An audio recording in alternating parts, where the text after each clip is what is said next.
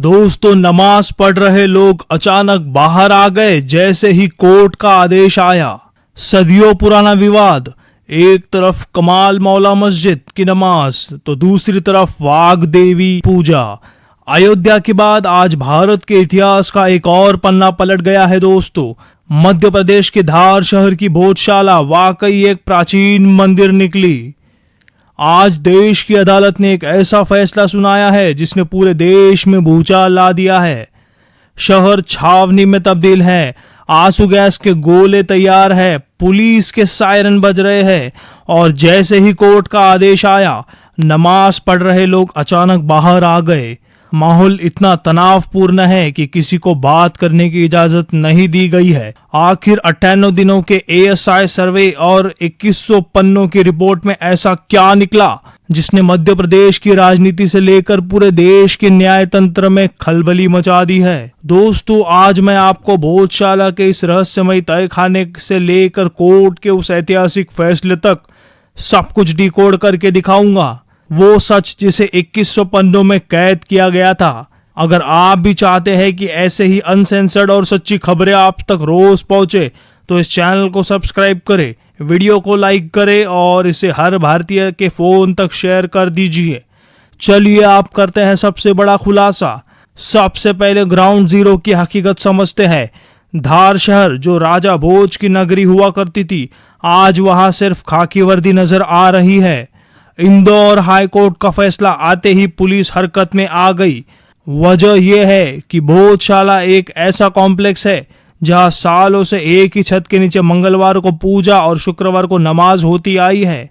और आज शुक्रवार था दोस्तों, जुम्मे की नमाज चल रही थी कि अचानक खबर आ गई, कोर्ट ने भोजशाला को वाघ देवी का मंदिर मान लिया है।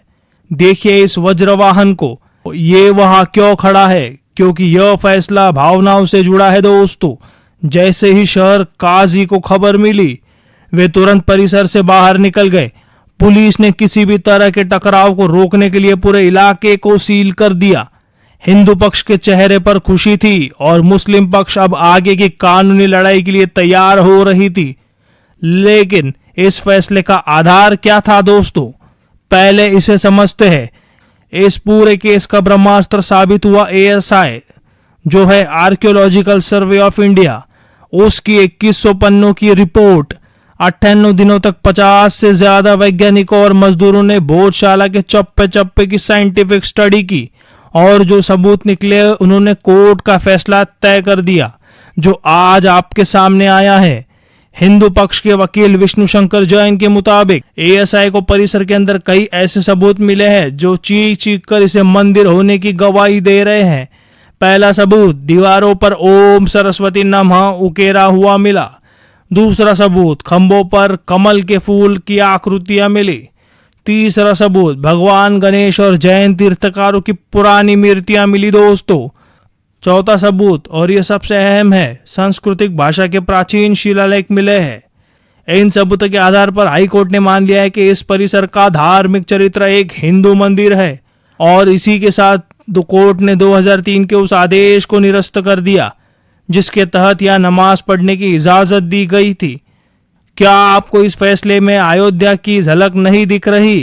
कानूनी विशेषज्ञ इसे राम जन्मभूमि पार्ट 2 कह रहे हैं।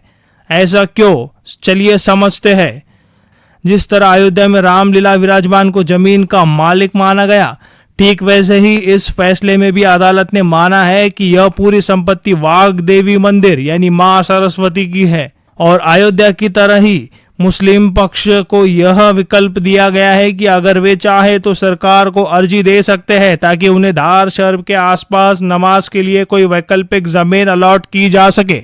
लेकिन कहानी यहाँ खत्म नहीं होती। 1000 साल पहले राजा भोज ने जहाँ वाघ देवी की जो मूल प्रतिमा स्थापित की थी, वह आज कहाँ है? अंग्रेजों के राज में वह मूर्ति चुरा ली गई थी दोस्तों और आज वह लंदन के ब्रिटिश म्यूजियम में कैद है। इस फैसले की सबसे बड़ी जीत यह है कि कोर्ट ने केंद्र सरकार को निर्देश दिया है कि वाघ देवी की मूर्ति को लंदन से भारत वापस लाने की प्रक्रिया पर विचार करे। अब सवाल यह है कि मुस्लिम पक्ष का अगला कदम क्या होगा? क्या वे सुप्रीम कोर्ट का दरवाजा खटखटाएंगे और क्या सच में वाघ देवी की प्रतिमा लंदन से वापस धार ले जा सकेगी? दोस्तों, भारत का इतिहास इस वक्त अदालत में दोबारा लिखा जा रहा है।